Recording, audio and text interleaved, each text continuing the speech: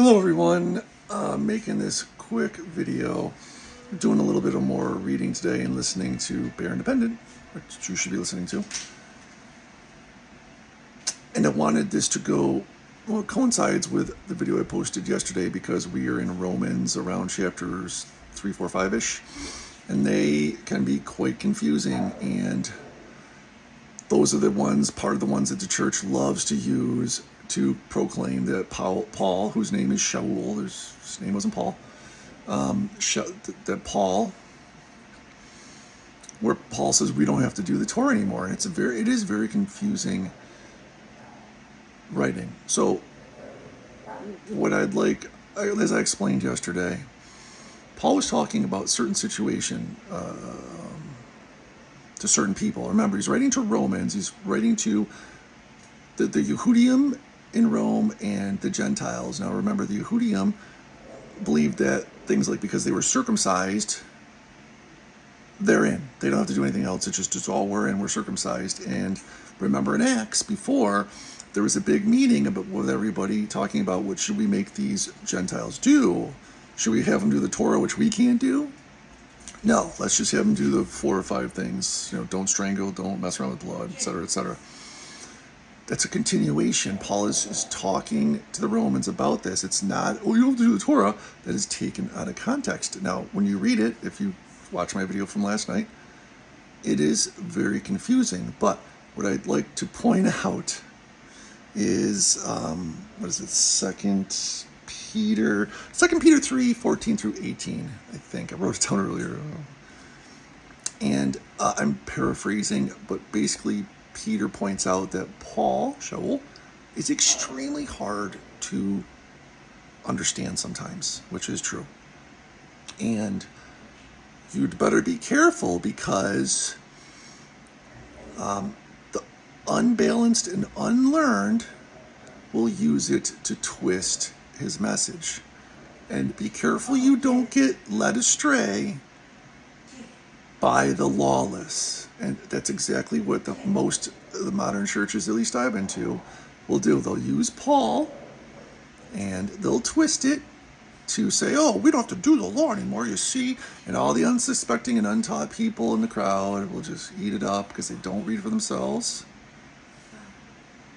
And that's that. I mean, there's just, when you look at the totality of the Bible, even if you stay in the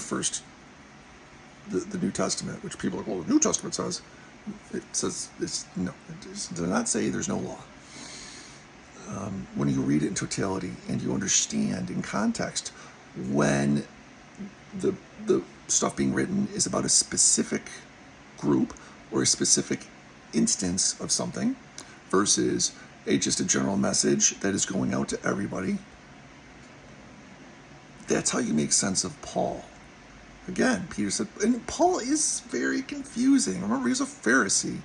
And remember, he got stoned a couple times, so because, anything, if you've ever taken up writing classes or theory, at least I agree with the hypothesis, if you will, maybe more like your writing is a direct representation of your thought process, whether it's cluttered or straight and focused.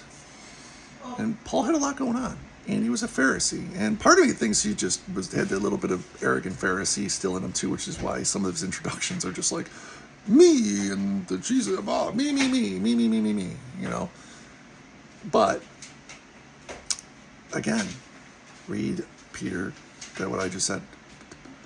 The lawless I said that like the lawless will use Paul will twist Paul to trick people. So, and again, black and white, remember, black and white, no argument, case closed, Yeshua himself said, until heaven and earth is gone, not one jot or one tittle of the law is going away, Torah. It's not. Remember, And again, we're not saved by the Torah. The Torah, actually, that's where people get confused, because they're like, well, Paul says the Torah is wrath. Yeah, it shows you need the Torah to know what sin is. That's what tells you what sin is. It's your instruction book. You should be thankful for it. And you can't be made righteous by it, because it's just a set of rules that we can't keep. So of course we're going to break it, and we have to pay with our lives. That's the wages of sin is death. So, when you put the blocks all together the way they should be, it makes perfect sense, and it's very simple to understand.